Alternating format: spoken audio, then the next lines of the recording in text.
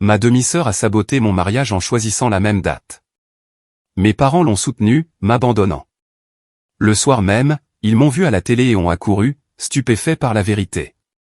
Je m'appelle Léa, j'ai 30 ans et je suis coordinatrice marketing. J'ai passé des années à me battre pour grimper les échelons sur la scène technologique de Lyon. Je suis le genre de personne qui vérifie 3 fois chaque email, qui reste tard pour s'assurer qu'une campagne est parfaite, parce qu'au fond de moi, j'ai toujours senti que je devais prouver que j'étais à la hauteur. Ayant grandi dans une banlieue modeste juste à l'extérieur de Lyon, j'étais l'enfant du milieu, la discrète, celle qui se fondait dans le décor pendant que ma belle-sœur Chloé accaparait tous les projecteurs. Le jour de mon mariage devait être mon moment à moi, un jour pour me sentir vue, aimée et entière. Mais Chloé avait d'autres plans. Et quand je l'ai vue entrer dans ma réception dans sa propre robe de mariée, avec un sourire suffisant comme si elle avait déjà gagné, mon cœur s'est serré. J'avais passé ma vie dans son ombre, mais je n'allais pas la laisser gâcher le plus beau jour de ma vie. Tout a commencé quelques mois plus tôt, quand j'ai annoncé à ma famille mes fiançailles avec Antoine, l'homme le plus gentil que j'ai jamais rencontré. J'étais assise dans le salon exigu de ma mère et de mon beau-père, l'air chargé de l'odeur du bœuf bourguignon de ma mère, un plat que Chloé adorait, bien sûr. Je les avais à peine vus depuis que j'avais déménagé des années auparavant, mais je pensais que peut-être, cette fois, ils s'en soucieraient. Antoine et moi allons nous marier, ai-je dit, ma voix plus stable que je ne le sentais. Ma mère a à peine levé les yeux de son téléphone. Oh, c'est bien, a-t-elle marmonné. Mon beau-père a grogné, les yeux rivés sur la télé. Chloé, affalée sur le canapé, faisant défiler les j'aime sur son Instagram, a fait un faux sourire. Oh, vous faites un truc en petit comité, c'est ça?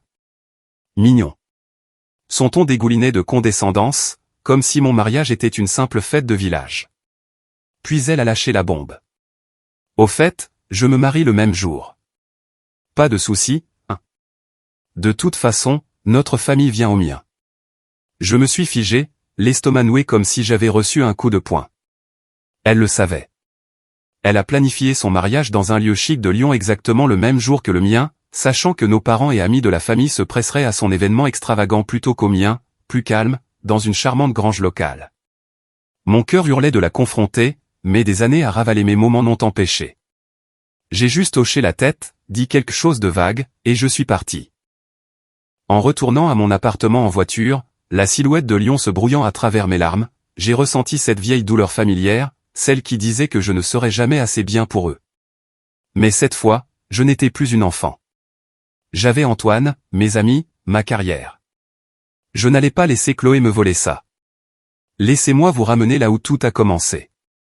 En grandissant, notre maison était une scène, et Chloé en était la star. C'était la fille de mon beau-père de son premier mariage, de plusieurs années mon aîné, avec des boucles parfaites et un sourire digne d'une publicité pour dentifrice. Au collège, elle gagnait des concours de minimis et postait des selfies qui obtenaient des milliers de j'aime. Mes parents, ma mère et mon beau-père, la traitaient comme une reine. Ils l'acclamaient à ses concours, encadraient ses rubans et se vantaient d'elle auprès de quiconque voulait bien les écouter. Moi? J'étais l'enfant qui avait un bulletin impeccable mais à qui on disait d'arrêter de se vanter parce que ça donnait une mauvaise image de Chloé. Si je demandais de nouveaux vêtements, je recevais les vêtements d'occasion de Chloé, sentant encore son parfum. Si je voulais rejoindre la chorale, ma mère disait que c'était une perte d'argent. Les leçons de danse de Chloé passaient en premier. Mon anniversaire était le pire. Une année, j'ai eu un bracelet en plastique bon marché pendant que Chloé déballait un collier scintillant, le jour de mon anniversaire, parce que, comme l'a dit mon beau-père, elle est tout simplement plus spéciale. J'ai appris très tôt à rester silencieuse, à me faire toute petite pour ne pas perturber l'équilibre. Mais ça faisait mal.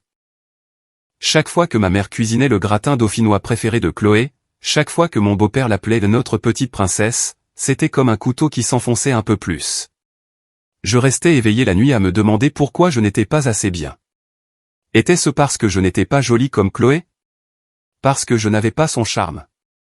Au lycée, j'ai arrêté de demander quoi que ce soit. Je me suis plongé dans les livres, dans les projets scolaires, n'importe quoi pour sentir que j'avais de l'importance. Mais peu importe mes efforts, les yeux de mes parents ne s'illuminaient que pour elle. Chloé ne se contentait pas de se prélasser dans l'attention de nos parents. Elle s'en servait comme d'une arme. À l'adolescence, dans notre banlieue lyonnaise, sa cruauté s'était aiguisée pour devenir quelque chose de délibéré. Elle n'était pas seulement leur préférée. Elle le savait et l'utilisait pour me maintenir à ma place. En troisième, j'avais le béguin pour un garçon nommé Théo, un garçon calme assis à côté de moi en maths.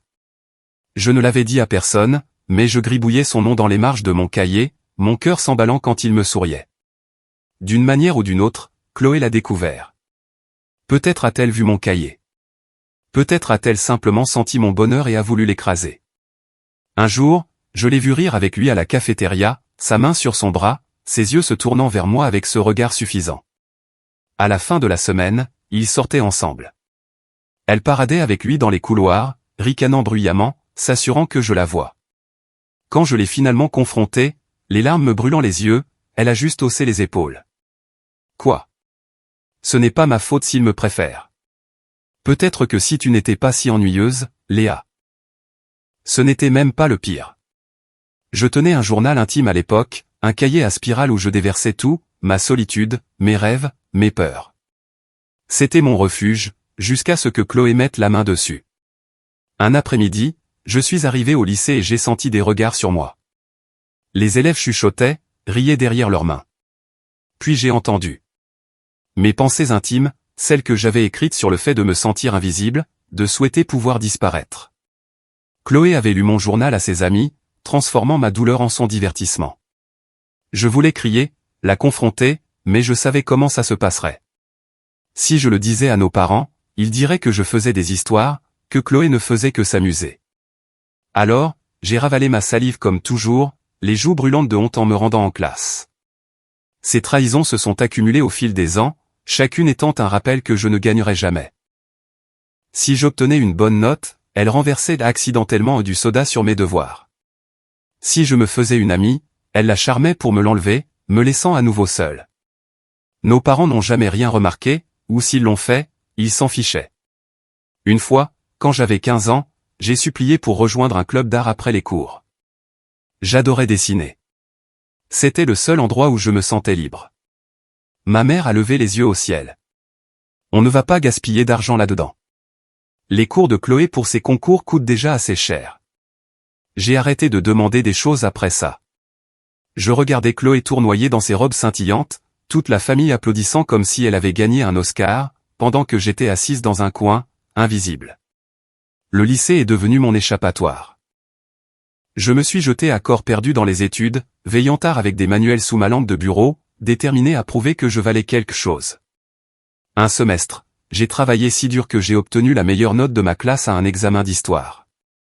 Je suis rentré en courant, mon bulletin à la main, pensant que peut-être, cette fois, il me verrait. Mais quand je l'ai montré à ma mère, son visage s'est renfrogné. Ne te vante pas, Léa. Ce n'est pas mignon. Tu ne veux pas que les gens pensent que tu es meilleur que Chloé. Mon beau-père a hoché la tête, sans même lever les yeux de son journal. Mon cœur s'est effondré. J'avais tout mis dans cette note, et ce n'était toujours pas assez. Après ça, j'ai commencé à me retenir, à laisser filer quelques réponses aux examens pour ne pas l'éclipser. C'était comme me trahir moi-même, mais j'avais trop peur de leur ressentiment pour continuer. Au moment où j'ai obtenu mon baccalauréat, j'avais renoncé à gagner l'amour de ma famille. Mon rêve était d'étudier le marketing dans une bonne université, peut-être même l'université Lyon 2, mais quand j'en ai parlé, mes parents m'ont rembarré. La fac? On n'est pas fait d'argent, a sèchement répliqué mon beau-père. Les contrats d'influenceuse de Chloé sont un investissement suffisant. Pendant ce temps, Chloé obtenait des partenariats avec des marques et une nouvelle voiture, alors qu'on me disait de me débrouiller. Ça m'a anéanti. J'avais passé des années à travailler pour un avenir dont il se fichait. Une professeure, Madame Dubois, a remarqué que je ne postulais pas aux universités et m'a prise à part. Quand je lui ai dit la vérité, son visage s'est adouci. « Léa, tu mérites mieux », a-t-elle dit. Elle ne pouvait pas changer mes parents, mais elle a fait quelque chose d'incroyable. Elle m'a mise en contact avec une entreprise technologique locale qui cherchait une assistante débutante. J'ai réussi l'entretien, décroché le poste et, pour la première fois, j'ai senti que quelqu'un croyait en moi. Ce travail a tout changé. J'ai travaillé de longues heures, économisé chaque centime et emménagé dans un minuscule appartement dans le quartier de la Croix-Rousse. Couper les ponts avec ma famille n'a pas été facile. Il y avait cet espoir lancinant qu'il me manquerait, mais la liberté en valait la peine. Je n'avais plus à entendre les moqueries de Chloé ni à voir les soupirs déçus de ma mère. Je me suis investi dans mon travail, passant d'assistante à coordinatrice marketing, gagnant le respect de collègues qui se fichaient de mon nom de famille ou des abonnés Instagram de ma belle-sœur. Pour la première fois, j'avais l'impression de construire quelque chose pour moi. Puis j'ai rencontré Antoine. C'était à une conférence technologique en centre-ville, l'un de ces événements de réseautage bruyants où je restais habituellement en retrait. Il était différent. Tranquillement confiant, avec un rire qui apaisait mes nerfs. Nous avons commencé à parler et bientôt nous prenions des cafés, puis des dîners, puis nous passions des week-ends entiers ensemble. Il écoutait quand je divaguais sur le travail, me taquinait sur mon obsession pour les sirops à l'eau et me faisait sentir que j'étais assez bien, tel que j'étais. Un soir, dans un petit parc près des berges du Rhône, il a posé un genou à terre. Mes mains tremblaient alors qu'il les tenait. « Léa, c'est toi. Ça a toujours été toi, a-t-il dit. Je pouvais à peine parler à travers mes larmes, mais j'ai dit oui, le cœur si plein que ça en faisait mal. Rencontrer les parents d'Antoine, c'était comme entrer dans un autre monde. Ils vivaient dans une maison confortable à Écully, pleine de lumière chaude et de photos de famille. Sa mère m'a serré dans ses bras comme si nous nous connaissions depuis toujours. « Léa, tu rends Antoine si heureux », a-t-elle dit, les yeux bienveillants. Son père, qui dirigeait une entreprise technologique prospère, m'a tapé sur l'épaule. « Tu fais partie de la famille maintenant. » J'ai eu envie de pleurer sur le champ. Mais ensuite, son père a dit, « Nous aimerions rencontrer ta famille, Léa. Amène-les un de ces jours. » Mon estomac s'est noué. J'ai marmonné quelque chose sur le fait d'organiser ça, mais à l'intérieur, je paniquais. Antoine a serré ma main, sentant ma peur. « On n'est pas pressé », a-t-il chuchoté. Mais je savais que je ne pourrais pas l'éviter éternellement. Ma famille n'était pas comme la sienne. Ils ne me verraient jamais comme ses parents me voyaient. Je n'étais pas retourné chez mes parents depuis des années, mais l'optimisme d'Antoine m'a donné une lueur d'espoir. Peut-être, juste peut-être, qu'ils se soucieraient de mes fiançailles. Je suis allé chez eux un soir, la banlieue lyonnaise bourdonnant de cigales. Ma mère était dans la cuisine, remuant quelque chose qui sentait le plat préféré de Chloé. Mon beau-père était sur le canapé, faisant défiler son téléphone. J'ai pris une profonde inspiration. « Je suis fiancé », ai-je dit. « La famille d'Antoine veut vous rencontrer. » Ma mère a à peine levé les yeux. « Ça a l'air de demander beaucoup de travail », a-t-elle dit. Chloé, affalée à proximité avec son téléphone, a reniflé. « Quoi ? Avec ton petit gars du bureau ? Sans moi. » Je me suis mordu la lèvre, puis j'ai essayé la seule chose qui avait toujours fonctionné. Nous organisons un dîner dans un grand restaurant de viande réputé. C'est moi qui régale. La tête de Chloé s'est redressée. Celui avec les frites à la truffe ? J'en suis. Mes parents ont échangé un regard. Si Chloé y va, nous viendrons, a dit mon beau-père, non pas parce qu'il se souciait de moi, mais à cause du repas chic. Je suis parti avec le sentiment d'avoir soudoyé ma propre famille, la poitrine serrée de honte. Le dîner au restaurant a été un désastre. Les parents d'Antoine étaient très chaleureux, interrogeant ma famille sur leurs affaires, essayant de faire la conversation. Ma mère et mon beau-père hochaient à peine la tête, les yeux sur le menu comme des enfants dans un magasin de bonbons. Chloé était pire. Elle a passé tout le temps à prendre des selfies, ignorant à peine la famille d'Antoine. Quand sa mère a mentionné mon travail en marketing, mon beau-père est intervenu.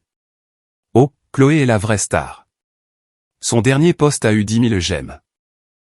Chloé a souri d'un air suffisant, rejetant ses cheveux en arrière.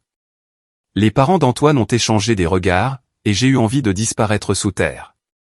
Dès que les plats sont arrivés, ma famille s'est jetée dessus, s'extasiant sur la nourriture mais ignorant tout le monde. Quand la mère d'Antoine a posé des questions sur nos projets de mariage, ma mère l'a balayé d'un geste de la main. Chloé a un grand événement à venir. C'est là-dessus que nous nous concentrons. Le silence s'est fait à table. Antoine a serré ma main sous la table, mais je pouvais à peine le regarder. Mon visage brûlait de honte. Après le dessert, ma famille est partie en trombe. Faut qu'on y aille, a dit mon beau-père, sans même remercier les parents d'Antoine.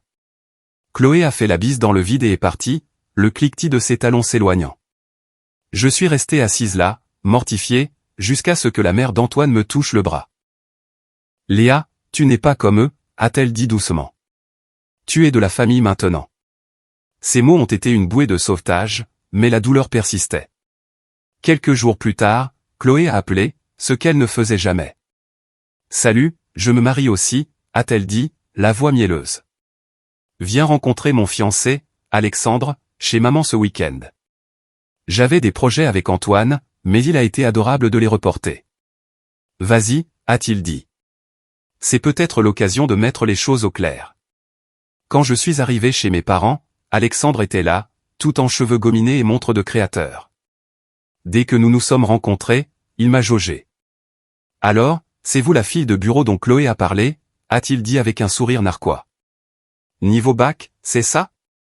Pas étonnant que vous fassiez profil bas. Je me suis figé. J'avais un diplôme d'une bonne université et un bon travail, mais il s'en fichait. Il a continué, disant que je n'étais personne de spécial comparé à Chloé. Mon sang n'a fait qu'un tour, mais avant que je puisse répondre, Chloé est intervenue. Oh, et nos mariages sont le même jour. Mais le tien, c'est juste la famille, non? Personne ne viendra à ça. Elle a ri et Alexandre s'est joint à elle. J'ai attrapé mon sac, la voix tremblante. J'en ai fini ici. Alors que je sortais, Chloé m'a crié, ne sois pas si sensible. C'était la goutte d'eau. J'en avais fini avec eux pour de bon. Quand j'ai raconté le coup de Chloé à Antoine, il en est resté bouche bée. Elle a fait quoi, a-t-il dit en me serrant contre lui. Je tremblais, partagé entre la colère et cette vieille douleur familière. Elle essaie de gâcher notre journée, ai-je murmuré. Les yeux d'Antoine se sont adoucis, mais il y avait un feu en eux. Léa, on ne la laissera pas gagner. Ta famille ne viendra pas. Très bien. Faisons de notre mariage un événement si grand, si plein d'amour qu'il étouffera son bruit. Ces mots ont allumé quelque chose en moi. Nous avons décidé de mettre les bouchées doubles, invitant amis, collègues et la famille élargie d'Antoine dans notre lieu de réception, une magnifique grange juste à l'extérieur de Lyon, décorée de guirlandes lumineuses et fleurie avec le charme de la campagne. Je n'avais pas besoin de ma famille. J'avais des gens qui se souciaient vraiment de moi. Le jour du mariage est arrivé, et je me tenais dans ma robe, les nerfs à vif mais le cœur plein. La grange était bondée. Des amis du travail, les cousins d'Antoine, même des clients que j'avais impressionnés au fil des ans. Tout le monde savait que ma famille n'était pas là, et au lieu de pitié, ils nous ont comblés de soutien. La cérémonie a été parfaite, les vœux d'Antoine me faisant rire et pleurer en même temps. Au moment où la réception a commencé, l'endroit était animé par la musique, un grand buffet campagnard, et la danse. Un groupe local, des amis du père d'Antoine, a joué un set qui a mis tout le monde sur la piste. Je riais, tourbillonnant avec Antoine, quand je les ai aperçus. Chloé, Alexandre et mes parents, entrant comme s'ils étaient chez eux. Chloé portait sa robe de mariée, le visage suffisant, comme si elle s'attendait à trouver une petite fête triste. Je me suis approché, le cœur battant, mais la tête haute. « Qu'est-ce que vous faites ici ?» ai-je demandé. Chloé a souri d'un air narquois, rejetant ses cheveux en arrière. « J'ai entendu dire que ta petite réception avait lieu. Il fallait que je voie ça par moi-même. » Alexandre a balayé la pièce du regard, son sourire s'effaçant en voyant la foule. « C'est plus grand que je ne le pensais, » a-t-il marmonné. Mes parents semblaient stupéfaits, leurs yeux balayant la grange bondée. Puis le père d'Antoine s'est avancé, sa présence imposante. « Drôle de vous voir ici, » a-t-il dit froidement. Le visage d'Alexandre est devenu blanc. « Monsieur Durand, pourquoi êtes-vous ici ?» Le père d'Antoine a souri. « C'est le mariage de mon fils. Où serais-je d'autre ? Contrairement à certains, je suis présent pour ma famille. » L'atmosphère a changé. Alexandre a balbutié. « Je ne savais pas. Je veux dire, c'est Chloé qui a choisi la date. » Les yeux de Chloé se sont écarquillés. « Ne me rejette pas la faute dessus. Tu trouvais ça drôle de jouer avec elle. » Ils ont commencé à se chamailler là, devant tout le monde, leurs voix s'élevant comme des enfants pris en train de voler des bonbons. La foule regardait, certains chuchotant, d'autres riant. J'ai vu mes parents essayer de s'éclipser, mais ma mère s'est tournée vers moi, forçant un sourire. « Léa, nous avons toujours su que tu étais la personne fiable, » a-t-elle dit, comme si cela effaçait des années de négligence. J'ai secoué la tête, ma voix stable. « Garde tes paroles. Vous n'êtes pas les bienvenus ici. » Sur un signe d'Antoine, le personnel du lieu est intervenu, poliment mais fermement, pour les escorter dehors. Chloé et Alexandre se sont enfuis, se disputant toujours, sa robe traînant derrière elle comme un mauvais rêve. La réception a repris de plus belle, plus bruyante et plus joyeuse qu'avant. Plus tard, j'ai appris que le mariage de Chloé avait été un fiasco. La moitié des sièges étaient vides parce que les employés du père d'Antoine, qu'Alexandre avait invité, avaient choisi notre événement à la place. Les fiançailles de Chloé et Alexandre se sont rompues après leur dispute publique, et les grandes paroles d'Alexandre lui ont coûté une promotion au travail. Mes parents, humiliés par tout ce gâchis, se sont retournés contre Chloé, la blâmant pour l'argent gaspillé dans son mariage raté. Mais rien de tout cela n'était plus mon problème. J'en avais fini de porter leur fardeau. Maintenant, je construis une nouvelle vie avec Antoine. Nous avons passé notre lune de miel sur la côte d'Azur, riant devant des plateaux de fruits de mer, planifiant notre avenir. Il se forme pour reprendre l'entreprise de son père. Et moi, je m'épanouis en tant que femme au foyer, transformant notre petite maison près de Lyon en un espace chaleureux et accueillant, quelque chose que je n'ai jamais eu en grandissant. Chaque jour, je me réveille en sentant que je suis enfin assez bien, entouré d'une vraie famille qui m'aime pour ce que je suis.